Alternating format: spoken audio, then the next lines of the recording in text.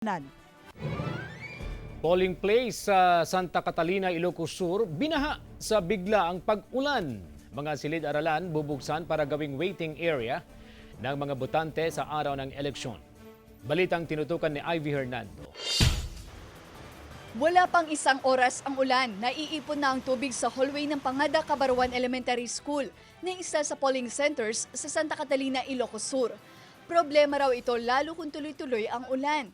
Kaya plano ng pamunuan ng eskwelahan na gamitin ang ilang classroom bilang waiting area ng mga botante.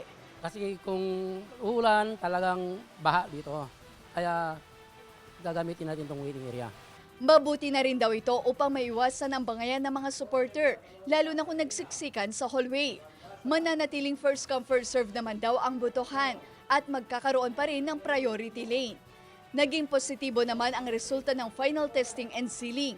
Umaasa ang mga guro na walang aberya sa araw ng eleksyon, di gaya ng kanilang naranasan noon. Pero may isang precinct dito sa amin na yung BCM machine ay nagluko. Kaya medyo natagalan sila. Umaasa naman ang chairman ng BEI na magiging mabilis ang eleksyon.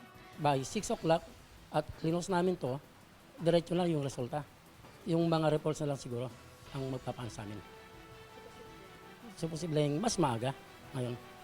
At hindi na kami abutin ng hating gabi. Kasama si Norman Raka, ako si Ivy Hernando, naghahatid ng Balitang Amyanan.